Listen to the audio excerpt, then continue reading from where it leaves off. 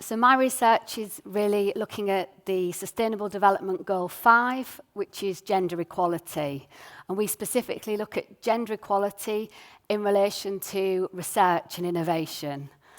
And I'm going to be very honest. On Wednesday, we had the practice for this presentation, and it went terribly, because I'm, maybe like some of you, used to presenting my research to other academics in the same field. We talk about that we use the same language, we have the same policy framework. And so it made me think I need to be able to communicate my research more effectively. So I went away and looked into effective communication, and stories came up, telling stories. So I thought, well, I'm a woman, I'm working in research, I could tell you my story, but it's not that interesting. So I thought about the women pioneers who work in science, women who've been at the forefront of wonderful scientific breakthroughs, either leading research teams or working collaboratively in teams. But I thought, I don't want to tell a story of individual women scientists. I want to talk about the policy in this area has moved on from trying to fix individual women to participate in science and research to fixing institutions. So I'll tell you 3 stories of interventions that have enabled institutions to transform, to have a real impact in terms of promoting gender equality in science and innovation. So what's the problem? Well, we can see that in 2015, only 1/3 of the EU 28 researchers were women. And this figure declines the higher up the academic ladder we go. So women only occupy 24% of top academic positions. That's full professorships within the EU 28 countries.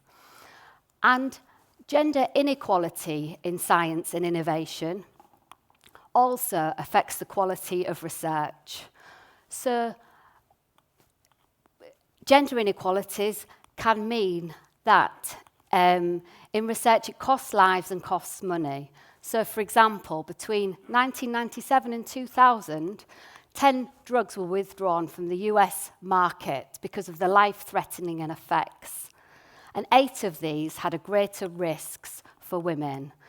It's not only just about the quality of research, but it's also, by including the gender dimension, we can also open up new areas of research, new areas of innovation for research. So the Gendered Innovations website is a wonderful resource that highlights different areas where gendered innovations have had a real impact. Now I'm going to talk to you a little bit about the work that we've been carrying out in the EFFORTI project that aims to look at those 3 problematic areas. So lack of women in research and innovation, lack of women in decision-making in research and innovation, and the gender dimension. So the EFFORTI project was a Horizon 2020 project. It's just finished now. It was coordinated by Fraunhofer in Germany, and ourselves at the UOC formed part of the consortium. The aim of the project was to develop an evaluation framework to look at how gender equalities in research and innovation can impact on gender equality, but also on research and innovation. So at the UOC, we carried out 19 different case studies in 6 different countries. So in Austria, in Denmark, in Germany, Hungary, Spain, and in Sweden. And we developed 19 different stories of change. So how interventions had actually affected change in this area. So I'm going to tell you about 3 different stories of change. One that aim to foment the percentage of women in research. The second one that aimed to push the number of women in decision-making, and the third one that aimed to push forward the gender dimension in research content. So I'll talk to you a little bit about the aims, the activities, and then the impact of these 3 different types of interventions. So our first change story. Well, this was a national level funding programme in Austria. The national government decided to give money to research centres if they worked in consortium with research and development companies and universities. And they had to have a gender criteria. So they had to have gender equal researchers in their research teams. Now, what was the impact of this intervention? Well, they could see that for the centres, the actual pool of applicants for the researcher positions increased. It also could be demonstrated that the number of women working in these research centres actually was higher in terms of numbers and in terms of share of women in these centres. But this also affected the culture, and the institutions implemented change. So, for example, some of the centres meant that their leadership positions were now, you could apply for the leadership position on a part-time basis. As well, this changed the institutional culture in terms of flexibility.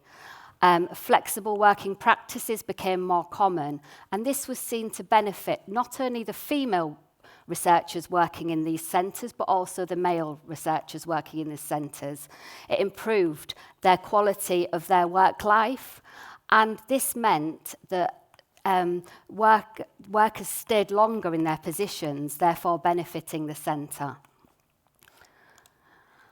I'll go on now to our change story 2, which was about getting more women into top academic positions.